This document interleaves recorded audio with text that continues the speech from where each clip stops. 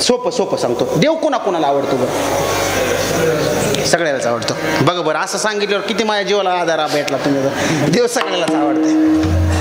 अगदी चांगली गोष्ट आहे. देव न आवडणारी लोक कशाला कीर्तनाला येते? ते तिकडेच जाणार कडेकडाने, म्हणजे रस्त्याच्या. बरं, हां, रस्त्याच्या कडाला देव न आवडणाराच्या लय व्यवस्था आहेत सध्याच्या काळामध्ये. ऐका, चला, तो परमात्मा सगळ्याला आवडतो. कीर्तनाला तुम्ही येऊन बसले, त्या देवानं आपल्या घरला यावं असं कोणाला वाटतं? असं बोलावं, देव आपल्या घरला यावा असं कोणाला वाटतं? समदेली वाटतं, बरोबर आहे की नाही? आता किती मला भारी वाटलं, तुम्ही देव आवडतो का म्हणलं तर तुम्ही समद्यालाच आवडतोय. म्हणजे तुम्ही जणू काय आपण वकीलपत्र घेतला, बाकीची होय नाही म्हणायच्या अगोदर तुम्ही 5-4 जणांना उत्तर देऊन टाकलं समदेली देव आवडतोय. बरोबर आहे की नाही? देवानं आपल्या घरला यावं का लगेच तुम्ही म्हणलं हा मग समदेलीच वाटतंय देवाने आपल्या घरला यावं. म्हणजे देव सगळ्याला आवडतो का? तर हो म्हणता. देवानं आपल्या घरला यावं का? तर तुमचं उत्तर काय आहे? हो म्हणून आहे. मग मला आता तिसऱ्या प्रश्नाचं उत्तर असंच द्या, आपण देवाच्या घरला जावं असं कोणाला वाटतं?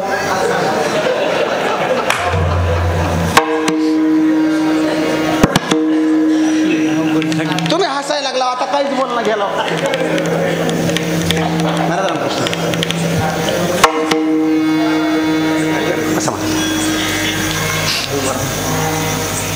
आता देवानं आपल्या घरला यावं म्हणलं तर होय म्हणला तुम्ही, समदेलीच वाटतं म्हणला.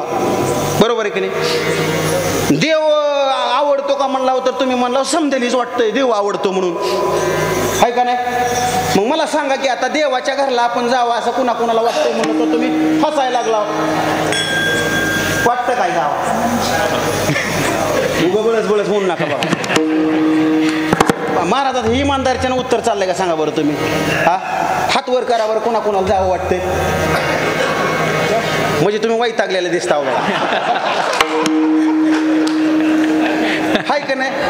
अहो ती कसं तसं गणेश महाराज असं जमतंय का सांगा बरं तुम्ही? बरोबर आहे की नाही? मी काय म्हणलो, हे देव आवडतो का? तर लोक म्हणले हो आवडतंय. देवाने आपल्या घरला काय यावं का? तर म्हणतात हो देवाने घरला यावं. आणि आपण देवाच्या घरला जावं का? तर एक बी बनी ना देवाच्या घरला जायचंय. तुम्ही हसता पुन्हा म्हणता खरं सांगा म्हणलं का? आणि जाऊ दे आता कीर्तनात हात वर करावं लागते म्हणून हात वर करायला लागला तुम्ही. असं होई ना? आगा मर हा बोलून न साहती आणि मेल्यावरी रडती. मर म्हणलेलं आवडतं का लोकाला? मर म्हणलं तरी लोकाला जमत नाही.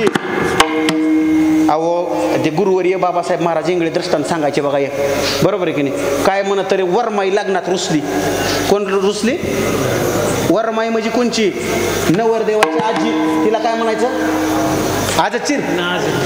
हा, आमच्या तिकडे ते आजच चिर, पोट झाकणं असलं काय हाय बघा लग्नात. माझ्या काय पक्क लक्षात नाही.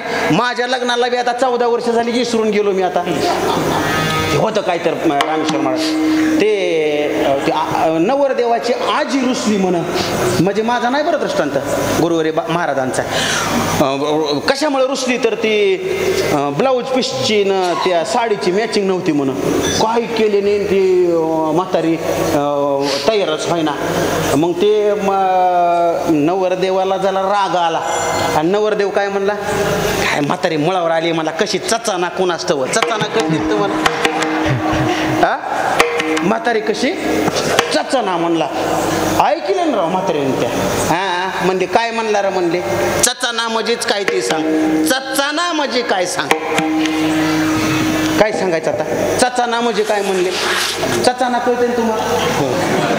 हा म्हातारी कशी चचाना म्हणला नवरदेव. करवाला म्हणला चचाना म्हणजे ते म्हणते म्हातारी तू जीवली का? म्हातारी लय हुशार होती. बरोबर आहे की? पोरांनी फिरवी केलेली तिला कळालं. म्हातारी म्हणली असं होय, अरे बाबा आधी वराड चचन म्हणली. काय चचन म्हणजे? आधी वराड चचन, पुन्हा वरबाप वरमाई चचन, मग नवरा नवरी चचन. आणि माझं काय र म्हणले म्हाताऱ्या माणसाचं मी चचन तर चचन नाही तर तशीच बसन.